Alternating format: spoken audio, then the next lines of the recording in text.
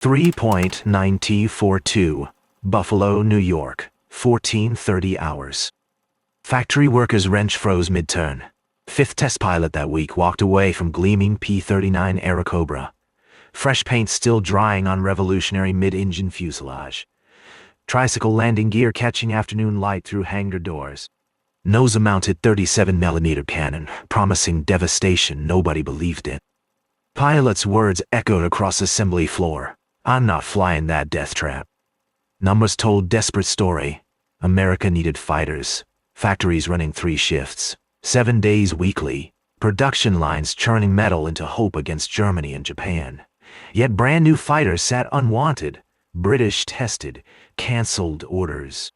French never received theirs before Paris fell. American pilots requested transfers to anything else. Even manufacturers' test pilots developing second thoughts. This rejection would cascade through history in ways nobody imagined. Aircraft dismissed as America's worst fighter would teach lessons shaping jet-age aviation. Flying Coffin would enable Soviet pilots to rival war's greatest aces. Failure that should have died in Buffalo would help turn tide of largest land war humanity ever witnessed. Watch what happens when castoffs become legends. 3.1942 marked critical juncture for Allied aviation procurement. Japanese-controlled Pacific skies. German Messerschmitt Bf-109s dominated European theater. Luftwaffe operated comfortably at 25,000 feet. Zero fighters climbed higher still. Allied response struggled against technical and production realities that killed pilots faster than enemy bullets. Bell Aircraft Corporation engineers had delivered revolutionary design. Moving Allison F-1710 engine behind pilot created perfect weight distribution. Open nose space for devastating 37mm cannon, capable of punching through armor plate. Long drive shaft ran beneath cockpit floor, connecting engine to propeller through complex gears and bearings. Theory suggested brilliance. Reality delivered catastrophe. Drive shaft vibrations rattled entire airframe. Pilots described sensation as sitting atop washing machine at full speed. Precision flying became nearly impossible. Engine placement meant mechanical failures sent metal fragments and flames directly toward cockpit. Conventional fighters showed engine problems ahead where pilots saw warnings. P-39 delivered fire to pilots' back without notice. Colonel Bruce Holloway evaluated P-39 for combat deployment, early 1942. His assessment circulated through Army Air Force's headquarters, words cutting through procurement optimism with surgical precision. Aircraft fundamentally unsuited for high-altitude interception role for which it was designed. Ceiling inadequate. Rate of climb poor above 10,000 feet. Handling characteristics at altitude dangerous. Cannot in good conscience recommend this aircraft for combat operations against Luftwaffe. Strategic mathematics compounded problems. Allied intelligence indicated German bomber formations cruising 20,000 to 28,000 feet. Fighter escorts operated 5,000 feet higher. Intercepting these formations required fighters climbing rapidly to engagement altitude, maintaining performance throughout combat envelope. P-39's Allison engine, powerful at sea level, choked and wheezed above 12,000 feet. This wasn't inconvenience. This was death sentence. German pilots would die from altitude advantage, speed, position, initiative, all favoring attacker. P-39 pilots struggling for altitude presented perfect target. Enemy fighters struck from above with accumulated velocity. Physics favored altitude. Tactics demanded it. P-39 couldn't deliver it. Production realities prevented rational response. Canceling program meant shutting entire manufacturing operation, starting over from scratch. Time lost measured in months, perhaps years. Pearl Harbor still burned in national memory. Factories being built, workers being trained, production lines being established. United States reeling from Pacific defeats needed aircraft immediately. So factories kept running. Workers in Buffalo continued riveting airframes nobody wanted, installing engines, mounting weapon systems. Spring 1942 brought hundreds of P-39s rolling off production lines with nowhere to go. Storage fields across country filled with unwanted fighters gathering dust while war raged without them. Then Soviet Union, fighting desperately against German invasion, needed aircraft, any aircraft. Joseph Stalin made clear through diplomatic channels, fighters, bombers, tanks needed in massive quantities immediately. United States, eager supporting ally and keeping Eastern Front active, began shipping military equipment through Lend-Lease program. Among shipments, hundreds of P-39 Airacobras nobody else wanted. American officials privately viewed this as disposing embarrassing mistake while technically fulfilling obligations. Thinking went, send fighters we cannot use, keep good stuff for ourselves, hope Russians find some use for them. If P-39s proved inadequate on Eastern Front as in American hands, well, at least losses wouldn't be American pilots. Aircraft began journey through roundabout route, loaded onto cargo ships in American ports, sailed through U-boat-infested waters to Persian Gulf ports, disassembled and transported overland through Iran into southern Russia. Journey took months. Many aircraft damaged in transit, some lost to German submarines. Late 1942, first P-39s arriving at Soviet air bases received reception very different from American experience. What happened next would rewrite fighter aviation history and haunt American procurement officers for decades. Soviet senior Lieutenant Grigory Reshkalov approached Airacobra without preconceptions Americans carried. He didn't care about high-altitude performance, wasn't fighting at high altitude. Air war over Eastern Front brutal, chaotic, conducted primarily below 10,000 feet. German Stukas dive-bombed Soviet positions at low level. Soviet Sturmovix attacked German tanks at treetop height. Desperate, swirling dogfights characterized Eastern Front combat in thick air where P-39's Allison engine performed beautifully. Reshkalov's hands gripped controls 10/4/1942. First combat sortie in American machine. Oil temperature gauge steady. Engine vibrations familiar now after training flights. 37 now unloaded with armor-piercing rounds. German Junkers, Ju-88. Bomber appeared 3,000 feet ahead. Engines struggling with bomb load. Crew unaware of danger approaching from 6 o'clock low. 3 seconds to firing solution. Reshkalov's training on wooden Lag-3 fighters made P-39 feel like precision instrument. Gun sights centered on bomber's tail section. Thumb-pressed cannon trigger. Single 37mm shell struck Ju-88's empennage. Entire tail section separated from fuselage. German bomber tumbled from sky. No second shot needed. No ammunition wasted. American cannon delivered exactly what Soviet tactics required. Reshkalov filed combat report that evening. Words revealing cultural differences in aircraft evaluation. American machine heavy but solid. Does not climb well but dives like stone. Cannon magnificent. Today destroyed Junkers Ju-88 with 3 shells. Entire tail section separated from fuselage. This aircraft rewards aggression and punishes hesitation. That philosophy, aggression rewarded, hesitation punished, became foundation of Soviet Airacobra tactics. Pilots who had flown underpowered, poorly armed fighters found P-39 revelation. Sturdy construction absorbed battle damage, tearing apart fragile Soviet designs. Low-altitude environment meant P-39 actually faster and more maneuverable than many German fighters. Technical advantages multiplied in Soviet hands. Cannon firepower devastated German armor and aircraft. Single well-placed shot destroyed bombers requiring dozens of machine gun rounds from other fighters. Sturdy airframe survived combat damage. Car door cockpit entry allowed rapid egress if aircraft damaged. Tricycle landing gear simplified operations from rough Soviet airfields. Soviet pilots developed tactics exploiting these advantages while minimizing altitude limitations. Stayed low where engine performed optimally. Used superior low-altitude speed for hit-and-run attacks.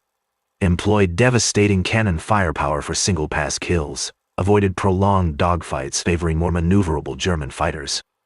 Results spoke through blood and wreckage. Alexander Pokushkin received his first P-39 early 1943. already experienced fighter pilot with multiple kills in Soviet aircraft, approached American fighter skeptically. Initial flights revealed aircraft strengths aligned perfectly with his aggressive tactics. Pokryshkin's tactical innovations transformed Soviet fighter doctrine, developed finger four formation providing mutual support while maintaining offensive flexibility, emphasized altitude advantage even within P-39's limitations by starting fights from highest possible position, perfected vertical fighting techniques using P-39's excellent dive performance. His combat record validated approach, Spring 1943 offensive over Kuban bridgehead saw Pokryshkin's unit destroying German aircraft at unprecedented rates. His personal tally climbed steadily. 5 kills, 10 kills, 20 kills, 20 kills. Each victory refined his understanding of P-39's capabilities. German pilots began reporting encounters with new Soviet fighter tactics. Luftwaffe intelligence analyzed wreckage, captured aircraft, interrogated prisoners. Reports confused German commanders. Soviet pilots achieving results seemingly impossible, given aircraft limitations, Americans reported. Oberst Johannes Steinhoff, commanding Luftwaffe fighter wing opposing Soviet forces 1943, later wrote, "We didn't understand how Soviets were achieving such success with aircraft Americans rejected. Our intelligence said P-39 couldn't climb, couldn't fight at altitude, suffered mechanical problems. Yet Soviet pilots using these machines were destroying our experienced pilots. We assumed Americans had given Soviets improved version. Post-war examination proved aircraft identical. Difference wasn't machine, difference was how it was employed." Numbers accumulated through 1943 and 1944 told story American officials hadn't anticipated. Soviet P-39 pilots collectively destroyed thousands of German aircraft. Individual aces emerged with scores rivaling war's greatest pilots. Aircraft dismissed as flying coffin became instrument of devastation. Pokryshkin's score reached 30 confirmed victories by summer 1943, 40 by winter. Soviet command awarded him Hero of Soviet Union twice, nation's highest honor. He received third award 1944, unprecedented recognition. His tactics became standard Soviet fighter doctrine, taught to new pilots arriving at front. Rechkalov, flying same aircraft type, accumulated 56 confirmed victories. Nikolai Gulayev scored 57. Grigory Rechkalov finished war with 56 kills, second highest scoring Soviet P-39 pilot.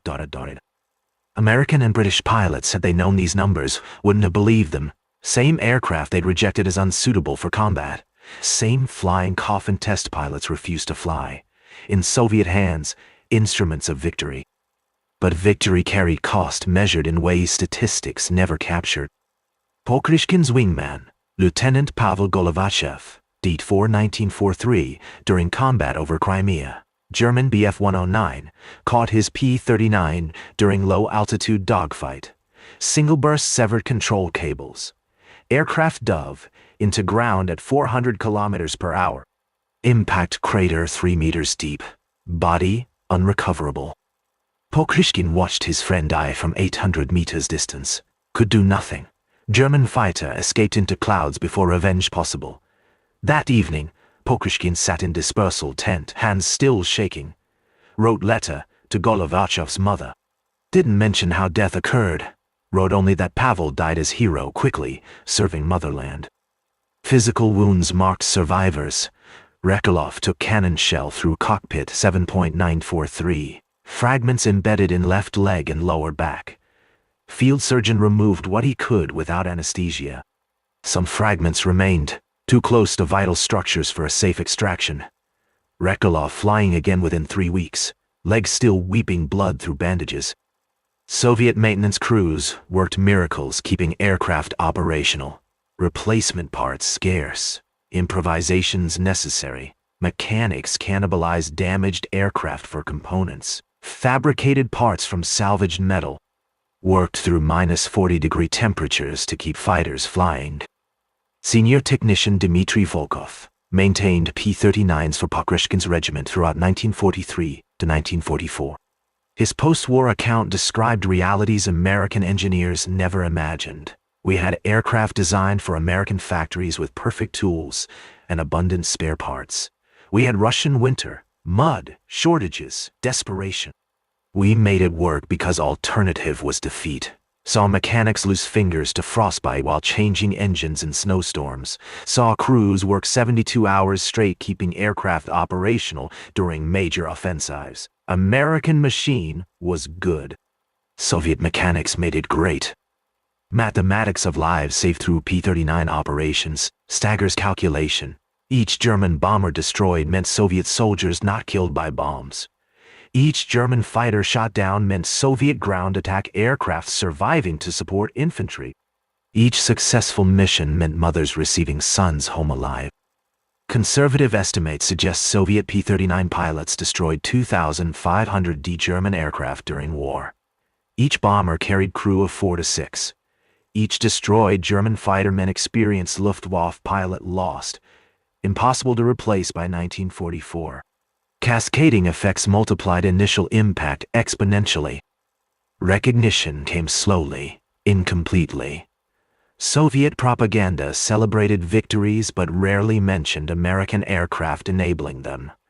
Stalin wanted Soviet aviation appearing dominant through Soviet designs. P-39's contributions minimized in official accounts. Pilots knew truth. Archives remained classified. Pokrishkin received Hero of Soviet Union 3 times, Marshal of Aviation rank post-war, numerous decorations. Official biographies mentioned P-39 briefly, if at all. Emphasis placed on pilot skill, Soviet training, socialist superiority. Aircraft that enabled victories became footnote. American military, learning of Soviet P-39 success through intelligence reports, initially disbelieved accounts. Seemed impossible. Same aircraft American pilots rejected. Same flying coffin. German intelligence confirmed Soviet claims through captured documents, interrogations, combat loss analysis. American aviation community forced to confront uncomfortable reality. Tactical employment mattered more than absolute performance. This revelation rippled through post-war American aviation development, in ways subtle but profound. Lessons learned from P-39's contradictory performance influenced next generation of American fighters. Tricycle landing gear became standard on virtually all subsequent American aircraft. Emphasis on pilot visibility, pioneered with P-39's car door cockpit entry, became priority in fighter design. Concept of mounting heavy, slow-firing weapons in nose, validated by P-39's success with 37mm cannon, influenced armament choices for years. When Lockheed's Clarence Kelly Johnson began designing America's first operational jet fighter, P-80 Shooting Star 1943, aircraft that emerged bore striking similarities to P-39's layout. Both featured tricycle landing gear for improved handling. Both emphasized pilot visibility and maintenance ease. Both placed engine behind pilot, though in P-80 this necessitated by jet engine design rather than nose cannon desire. P-80 represented everything P-39 tried to be, but couldn't quite achieve. Taking good ideas while eliminating flaws. Connection between despised P-39 and America's jet age success wasn't coincidence. Was evolution driven by hard lessons learned from both failures and successes. P-39's failure at high altitude forced American engineers understanding critical importance of engine supercharging and performance across entire operational envelope. Its success in Soviet hands taught there was no single definition of effective fighter aircraft. Mission requirements, operational environment, tactical doctrine all influenced what made design successful. North American F-86 Sabre, America's premier jet fighter of Korean War era, took to skies 1947, carrying DNA from despised P-39, tricycle landing gear, making ground handling safe and predictable. Emphasis on pilot visibility and cockpit ergonomics. Understanding that fighter design required careful balance between competing requirements. These weren't abstract principles, were hard-won lessons purchased with embarrassment of rejection and unexpected glory of Soviet victories. German Luftwaffe conducted extensive post-war analysis of Eastern Front air combat. Documents captured by Allied forces revealed German confusion about P-39 effectiveness. Intelligence reports from 1943 to 1944 repeatedly questioned how Soviet pilots achieved results with aircraft German analysts believed inferior. Major Erich Hartmann, highest-scoring fighter ace in history with 352 confirmed victories, mostly achieved on Eastern Front, later stated, "We respected Soviet P-39 pilots. They used aircraft's strengths intelligently, stayed low where it performed well, attacked aggressively with powerful cannon, avoided situations where aircraft's weaknesses became liabilities, was masterclass in tactical adaptation." Modern fighter pilot training emphasizes lessons learned from P-39 saga. United States Air Force Fighter Weapons School teaches case study examining how tactical employment overcame technical limitations. Principle emphasized: understand your aircraft's strengths, exploit them ruthlessly, avoid situations exposing weaknesses. This doctrine, refined over decades, traces directly back to Soviet P-39 operations, proving aircraft's potential when properly employed. Connection acknowledged in training materials, though broader public remains largely unaware of Flying Coffin's contribution to American air combat development. Physical memorials to P-39 and pilots who flew it exist, scattered across former Soviet Union. Pokroshkin's statue stands in Novosibirsk, his birthplace, doesn't mention P-39 specifically. Honors pilots' achievements without acknowledging American aircraft enabling them. Historical revisionism continues even in memory. Few surviving P-39s exist in museums worldwide. National Museum of United States Air Force displays restored example alongside placard describing aircraft as unsuccessful design finding unexpected success in Soviet service. Accurate, but incomplete. Misses deeper significance of aircraft's story. Central Museum of Great Patriotic War in Moscow displays P-39 and Soviet markings.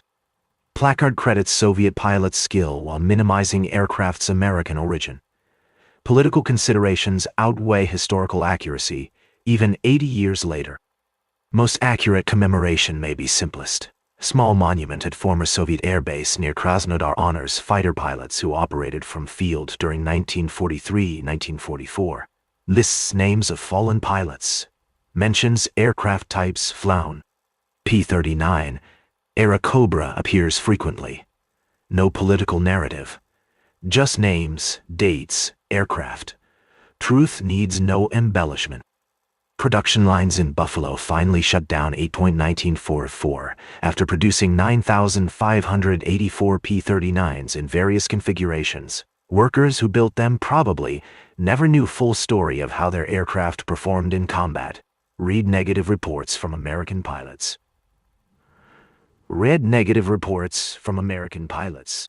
Heard criticisms. Understood fighters they were building considered failures by their own military. Couldn't have known that on Eastern Front, those same fighters were helping turn tide of largest land war in history. Factory workers maintained quality and craftsmanship, even when building aircraft their own pilots called death traps. Kept production lines running when conventional wisdom suggested programs should be canceled. Their dedication ensured that when Soviets needed fighters desperately, aircraft were available to send them. Different kind of courage, measured in rivets and welds rather than bullets and blood. By 1950, P-39 had disappeared almost entirely from military service. Jets had taken over completely, rendering propeller-driven fighters obsolete except in limited roles. Most Airacobras were scrapped. Aluminum melted down for other uses. Few survived in museums, preserved as examples of wartime technology. But aircraft's influence lived on in every American fighter that followed, carrying forward lessons learned from both failures and unexpected successes. Story of P-39 Airacobra challenges comfortable narratives about technological progress and military superiority. Reveals that success and failure are often context-dependent. Same design can be both inadequate and excellent depending on how it's employed. demonstrates that innovation sometimes comes from unexpected sources and that path to progress is rarely straight or predictable. American aviation designers who initially mocked P-39's unconventional layout later adopted many of its features in their jet fighters.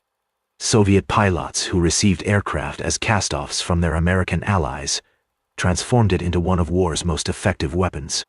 Lessons from this contradiction shaped American aviation for decades, teaching engineers that brilliance and failure often coexist in same design, separated only by how and where that design is used.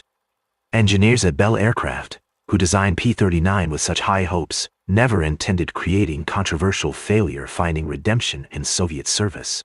They had envisioned innovative fighter dominating aerial combat with unprecedented firepower and revolutionary layout. When American pilots rejected their creation, calling it flying coffin, must have been devastating. Yet their design choices, even ones that failed, contributed to foundation of American jet aviation. Tricycle landing gear, nose-mounted heavy cannon, emphasis on pilot visibility, car door cockpit entry. All became standard features in subsequent designs. Failure taught lessons success never could. Fighter that nobody wanted ended up teaching American aviation designers everything they needed to know about building world's finest aircraft. Its flaws exposed critical gaps in understanding. Its unexpected success in Soviet hands demonstrated that design requirements must match operational reality. Its innovative features, refined and improved, became standard elements of jet fighter design. Flying coffin became foundation for American air superiority in jet age. Pokrishkin ended war with 59 confirmed victories, making him among highest-scoring Allied aces, 3 times Hero of Soviet Union, highest honor nation could bestow. Post-war memoir described P-39 as finest fighter he ever flew. American machine taught me everything important about air combat, rewarded skill and punished mistakes, gave me tools to survive and weapons to destroy my enemies. More than 4,700 P-39s were delivered to Soviet Union during war, representing nearly half of all Airacobras produced. Soviet pilots flew them from Stalingrad to Berlin, racking up thousands of victories against Luftwaffe. These were same aircraft American and British pilots rejected as unsuitable for combat. Same flying coffins test pilots refused to fly. In Soviet hands, they became instruments of victory. Today, few people remember P-39 Airacobra. Those who do typically recall it as failed American fighter, finding unexpected success in Soviet service. Assessment accurate, but incomplete. Misses fundamental significance of aircraft story.